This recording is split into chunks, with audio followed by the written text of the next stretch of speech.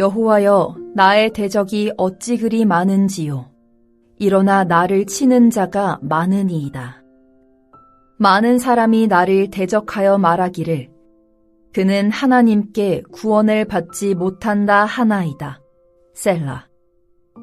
여호와여, 주는 나의 방패시요 나의 영광이시요 나의 머리를 드시는 자이시니이다. 내가 나의 목소리로 여호와께 부르짖으니 그의 성산에서 응답하시는도다. 셀라. 내가 누워 자고 깨었으니 여호와께서 나를 붙드심이로다. 천만인이 나를 애워싸 진친다 하여도 나는 두려워하지 아니하리이다. 여호와여, 일어나소서. 나의 하나님이여, 나를 구원하소서. 주께서 나의 모든 원수의 뺨을 치시며 악인의 이를 시편 3편은 다윗이 압살롬을 피할 때 지은 시라는 제목이 달려있는 시입니다. 사무엘하 15장을 보면 다윗의 아들 압살롬은 자신이 왕이 되고자 4년 동안 반역을 준비한 후 헤브론으로 올라가서 그곳에서 압살롬이 왕이 되었다고 선언합니다. 이에 백성들도 압살롬에게 점점 많이 가담하기 시작했습니다. 이때 이스라엘의 인심이 다 압살롬에게 돌아갔다는 말을 듣고는 다윗은 예루살렘에 있는 신하들과 함께 도망을 갑니다. 시편 3편은 이때 지은 시입니다. 예루살렘을 급히 떠나는 상황에서 다윗은 여호와여, 나의 대적이 어찌 그리 많은지요. 일어나 나를 치는 자가 많으니이다 라고 하면서 탄식합니다. 특히 다윗은 어찌 그리 많은지요. 많으니이다. 많은 사람이 라고 하면서 자신을 대적하는 무리가 엄청나게 많다는 사실을 3번씩이나 강조합니다. 모두가 다윗을 대적하고 압살롬을 따른 것입니다. 그뿐만 아닙니다. 그 많은 사람들이 그는 하나님께 구원을 받지 못한다고 조롱까지 합니다. 단순한 물리적인 외부적 위협을 넘어서서 다윗과 하나님 사이의 관계를 부정하며 다윗의 마음까지 뒤흔들어 놓고 있습니다. 한마디로 하나님조차 너에게는 도움이 되지 못한다고 절망으로 몰아가는 것입니다. 이것은 다윗이 당시 주변 상황을 볼 때 느꼈던 솔직한 감정이자 느낌이었을 것입니다. 어느 날 갑자기 많은 사람들이 자신을 배신하고 압살롬을 중심으로 모든 일들이 착착 진행되는 것을 볼 때 하나님이 과연 다윗을 사랑하시는지 의심이 강하게 들었을 것입니다. 하나님도 다윗을 버리신 것처럼 보이는 것입니다. 그러므로 환경을 통해 하나님을 보면 우리는 마치 모든 상황과 사람들이 이구동성으로 이런 목소리를 내는 것처럼 들을 수밖에 없습니다. 하나님조차 당신을 버렸어. 그렇지 않고서야 한순간에 이 모든 것이 이렇게 무너지고 이 지경까지 될 수 있겠어. 그러므로 다윗의 마음이 얼마나 힘이 들었겠습니까? 하나님이 정말로 나를 버렸을까? 이 상황에서 다윗이 정말로 바로 세워야 할 것은 문제 해결이 아니라 하나님에 대한 자신의 신뢰였습니다. 다윗은 여호와여, 주는 나의 방패시오 나의 영광이시오 나의 머리를 드시는 자이시니이다 라고 먼저 선언합니다. 대적자들은 구원이 없다고 할 때 아니다. 나의 하나님은 나를 사방의 위험으로부터 막아주시는 방패이며 나를 다시 영광스럽게 해주실 분이시고 나를 높여주시는 분이심을 고백합니다. 그래서 다윗이 이 하나님에게 소리 높여 부르짖을 때 반드시 그분은 시온의 성산에서 응답하시는 분이심을 신뢰합니다. 시온산에 임재하시는 하나님은 다윗이 어디에서 기도하든지 간에 들으시고 응답하신다는 것을 확신하는 것입니다. 이것은 하나님이 어떤 분이신지를 알고 여전히 신뢰함으로 하나님의 응답 속에 문제를 풀어가겠다는 강한 고백입니다. 비록 하나님의 도우심과 구원이 부정되고 있는 현실을 맞이하고 있지만 그럼에도 불구하고 여전히 자신은 하나님을 신뢰하고 의지할 것이며 여기에 하나님은 응답하셔서 자신의 기도를 들어주실 것이라고 대받아치고 있습니다. 이런 믿음의 선포로 인해 다윗은 두려움으로 가득한 그 밤에 어떻게 행동합니까? 하나님의 응답에 대한 확신은 다윗으로 하여금 자신을 둘러싸서 죽이려고 하는 그 밤에 두려워하지 않고 잠을 자는 모습을 보여줍니다. 밤새도록 잠도 못 자고 날을 새는 것이 아니라 누워 자고 깨었다는 것입니다. 1절과 2절에서 자신을 둘러싼 수많은 사람들로 인해 두려워했던 다윗은 이제 방패가 되시는 하나님으로 인해 그 밤에 천만인처럼 밀어닥치는 죽음의 세력 속에서도 담대할 것이라고 대답하는 것입니다. 그러므로 인생의 위기와 감당할 수 없는 문제를 만났을 때 참된 평안과 두려움을 극복하는 힘은 대적자들의 숫자가 줄어들거나 혹은 위기가 사라지는 것에 있지 않습니다. 그것보다는 하나님의 임재와 도우심을 확신할 때 비로소 평안할 수가 있습니다. 내가 아닌 하나님이 지켜주신다는 생각이 그 밤을 아침으로 인도하는 것입니다. 우리가 밤에 안전하게 잠을 청할 수 있는 이유를 하나님의 임재와 도우심에 찾는다면 나를 둘러싼 환경은 전혀 다른 의미로 찾아옵니다.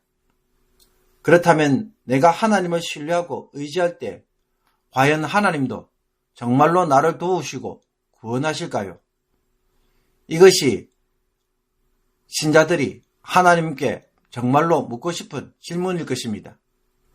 그러나 이 질문을 하면서 하나님을 의지한다고 누가 말한다면 그 사람은 사실 하나님을 의지한다고 말하기가 어렵습니다.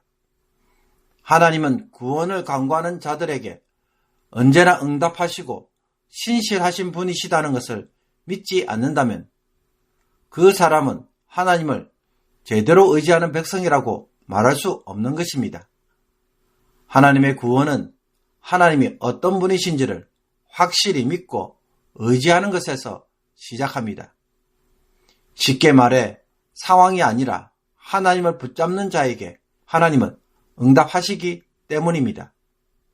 그러므로 과연 나를 도울까 안 도울까 라는 의심과 질문은 처음부터 하나님이 누구이신지도 모르고 신뢰하지 않기 때문에 가지는 질문입니다. 모든 구원은 하나님을 하나님으로 인정하는 것에서 시작되는 것입니다. 하나님을 신뢰함으로 마음에 평안을 회복한 다윗은 이제 이 하나님을 향하여 적극적으로 간구합니다. 여호와여 일어나소서, 나의 하나님이여 나를 구원하소서 라고 하면서 하나님께서 모든 원수의 뺨을 치시며 악인의 일을 꺾으셨다고 선포합니다. 이상합니다. 원수의 뺨을 치소서, 악인의 일을 꺾어주소서 라고 해야 하는데 기도를 보면 이미 그렇게 행하신 것처럼 과거 사건으로 고백하고 있습니다. 다윗은 미래 사건이 아니라 이미 그렇게 행하신 사건처럼 바라보고 기도를 하고 있는 것입니다. 하나님께서 그렇게 하실 것이라는 것입니다. 맹수처럼 달려드는 악인에 대하여 하나님이 반드시 개입하셔서 그들을 철저히 무기력하게 만드시고 복수하실 것을 다윗은 이미 내다보고 있는 것입니다. 이것은 자신이 신뢰하는 하나님은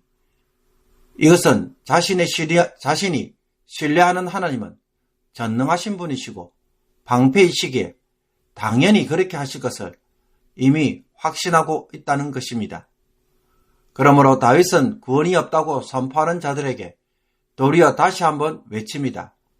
구원은 여호와께 있사오니 주의 복을 주의 백성에게 내리소서. 너희들은 하나님도 나를 구원하지 못할 것이라고 선언하지만 그러나 나는 하나님을 끝까지 신뢰할 것이며 구원을 경험할 것이라고 도리어 선포하고 있는 것입니다. 하나님은 이런 기도를 하는 사람을 통해 역사합니다. 이런 믿음에 응답하시는 분이십니다. 숨어 있는 것처럼 보이는 하나님이 우리의 삶의 전면에 등장하게 만드는 것은 바로 다윗처럼 이 하나님을 확신하고 그렇게 하실 것을 알고 기도하는 것에 있습니다. 솔직히 우리는 하나님이 과연 어떤 방식으로 어떤 길로 인도하시고 어떻게 풀어가시는지는 아무도 모릅니다.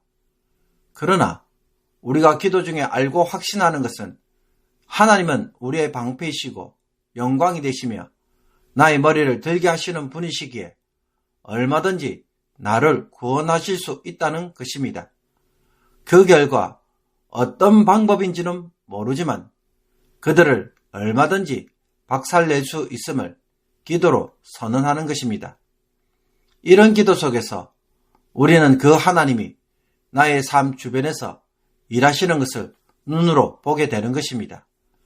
그러므로 기도라는 것은 답답함과 문제로 시작하지만 나중에는 하나님을 바라보는 것을 통해 그 속에서 하나님의 구원과 능력에 굳게 서는 것입니다. 기도는 환경 자체를 즉각적으로 바꾸어 주지는 않습니다. 그것보다는 하나님에게 굳게 섬으로 상황을 다시 새롭게 바라보게 하며 평안을 줍니다. 그리고 문제의 상황을 정확하게 보고 하나씩 헤쳐나가도록 눈을 밝게 해줍니다. 그래서 대처해 나갈 때마다 하나님의 도우심이 그 믿음 속에 개입되는 것입니다.